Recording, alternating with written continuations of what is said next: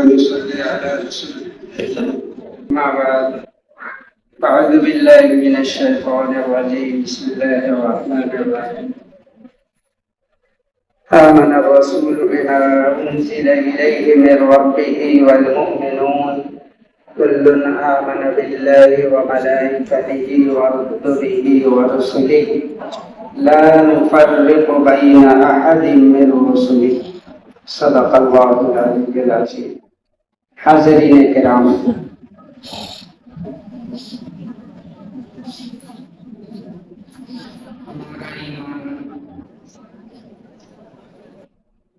اس وقت تک معتبر نہیں ہو سکتا جب تک ہم اللہ تعالی پر اور اس کے بھیجے ہوئے تمام انبیاء پر، تمام کتابوں پر، فرشتوں پر، آخرت کے دن پر ایمان نہ لائیں. تمام رسولوں پر اور کتابوں پر بھی ایمان لانا ضروری ہے. ہم لوگ اہل کتاب کی طرح نہیں کہ اپنے نبی کو مانیں اور دوسرے خاندان میں اور پہلے جو آئے تھے نبی ان کو نہ مانیں. اللہ تعالیٰ نے ہمیں سکھایا لا نفرق بین احد من رسله. اللہ کے بھیجے ہوئے پیغمبروں میں ہم کوئی تفریق نہیں کرتے. جس طرح ہم حضرت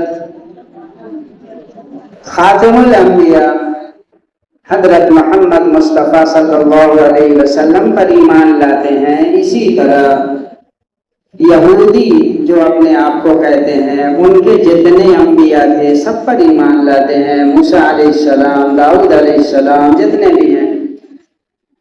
اور اسی طرح عیسائی جو اپنے نبی حضرت عیسیٰ علیہ السلام کو مانتے ہیں، اور یہودی، ان دونوں کا آپس میں بڑا اختلاف رہتا تھا. وہ ایک دوسرے کے نبی کو نہیں مانتے تھے، ایمان نہیں لاتے تھے، لیکن ہم سب پر ایمان، کوئی تفریق نہیں.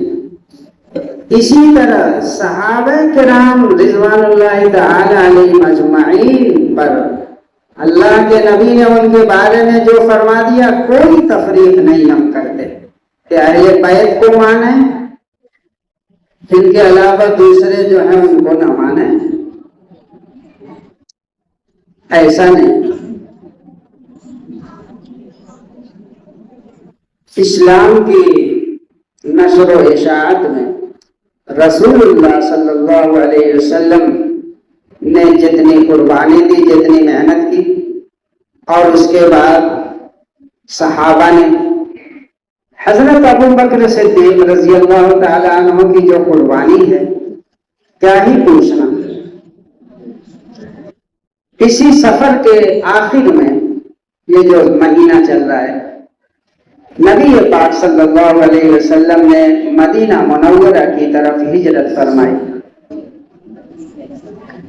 ہجرت بڑا ہی اونچا عمل، اپنے پیارے وطن کو دین کے لیے چھوڑ دینا، ہمیشہ کے لیے چھوڑ دینا. فتح مکہ کے بعد جو لوگ مکے کے تھے اور مکہ فتح ہو گیا، ان کے گھروں پہ دوسروں نے قبضہ کر لیا، کسی نے اپنا گھر نہیں لیا، چھوڑ دیا. اللہ کے لیے تو چھوڑ دیا. وہی حضرت خدیجہ رضی اللہ عنہا کا گھر جو ابو جہل کے اس طرف ہے، صفا پہاڑی کی طرف سے، وہیں حضور پاک صلی اللہ علیہ وسلم کو انہی ایام میں مکہ کے کافروں نے دار الندوہ میں میٹنگ کر کے یہ فیصلہ کیا کہ یہ روز روز کا جھگڑا اور آپس کا اختلاف اور یہ نیا دین یہ اس وقت ختم ہوگا جب محمد کو نعوذ باللہ قتل کر دیا جائے. وَإِذْ يَمْكُرُ بِكَ الَّذِينَ كَفَرُوا لِيُثْبِتُوكَ أَوْ يَقْتُلُوكَ أَوْ يُخْرِجُوكَ وَيَمْكُرُونَ وَيَمْكُرُ اللَّهُ یاد کرو گے وقت جب دار الندوہ میں سارے جغادری کافروں کے بڑے بڑے سردار بیٹھ کر مشورہ کر رہے تھے کہ کیا کریں. کسی نے کہا ان کو بیڑی پہنا کر کسی گھر میں مقید کر دو، اپنی موت آپ مر جائے گا. لمبا واقعہ ہے. شیطان بھی اس مجلس میں شریک تھا. کسی نے کہا قتل کر دیا جائے، کسی نے کہا شہر بدر کر دیا جائے. شیطان نے سب کو کاٹا اور قتل کرنے والی جو رائے تھی ابو جہل کی، اس کی واہوائی کی. کہا کہ اب اس کے بعد کوئی رائے نہیں. ہر قبیلے سے ایک ایک نوجوان تلوار لے کر اس کو دیا گیا کہ ان کے خاندان والے سب کا بدلہ تو لے نہیں سکتے، خون بہا میں ہم 100 اونٹ دے دیں گے. دین اسلام کو صفحہ ہستی سے مٹانے کی یہ ان کی آخری کوشش جو بڑے منظم انداز میں تھی. اللہ تعالیٰ نے فرمایا کہ ان لوگوں نے آپ کے خلاف ایسی ایسی تدبیریں کی. وَإِنْ كَانَ مَكْرُهُمْ لِتَزُولَ مِنْهُ الْجِبَالُ. ان کی تدبیروں سے، ان کے منصوبوں سے ایسا اہم تھا کہ پہاڑ وہاں سے ہٹا دیں، ہٹ جائے وہاں سے. اللہ تعالیٰ کیا کہہ رہے ہیں؟ إِلَّا تَنْصُرُوهُ فَقَدْ نَصَرَهُ اللَّهُ. اگر تم ہمارے نبی کی مدد نہیں کرو گے تو نہ کرو، اللہ تعالیٰ مدد کرنے کے لیے کافی.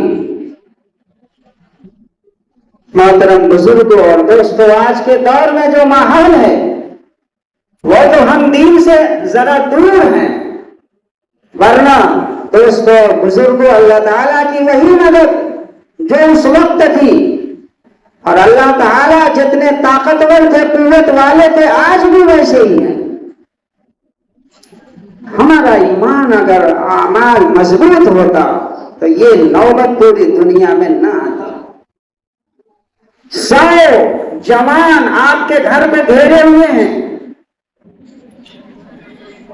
اللہ تعالیٰ فرماتے ہیں یریدون لیطفئوا نور اللہ بافواہہم واللہ متم نورہ ولو کرہ الکافرون. کافروں کو چاہے یہ ناپسند ہو مگر اسلام کا سورج جگمگا کر رہے گا اور پوری دنیا میں اپنی روشنی پھیلائے گا.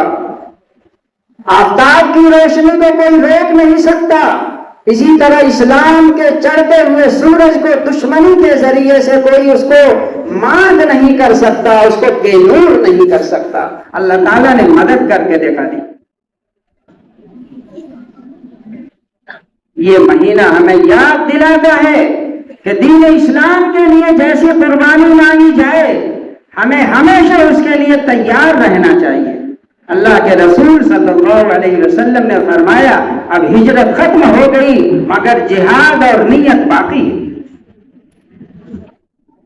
ہم صرف اپنے لیے پیدا نہیں ہوئے، ہم رسول اللہ صلی اللہ علیہ وسلم کی امت میں ہونے کی وجہ سے ہر کلمہ پڑھنے والا اسلام کا داعی اور شہدائی ہونا چاہیے. اس کی ذات سے اسلام پھیل رہا ہو. اللہ تبارک و تعالیٰ کل قیامت میں پوچھیں گے تم نے اس دین کی بقا اور حفاظت کے لیے کیا کیا؟ ہم یہ کہہ کر خلاصی نہیں لے سکتے کہ ہم نے اپنی نماز پڑھ لی. بغل میں اگر گھر جل رہا ہے، آگ لگی ہے، ایک اندھا جا رہا ہے، سامنے کنواں ہے، ہماری ذمہ داری ہے اگر ہم نماز میں بھی ہو تو نماز ترک کر کے اس کی حفاظت کریں.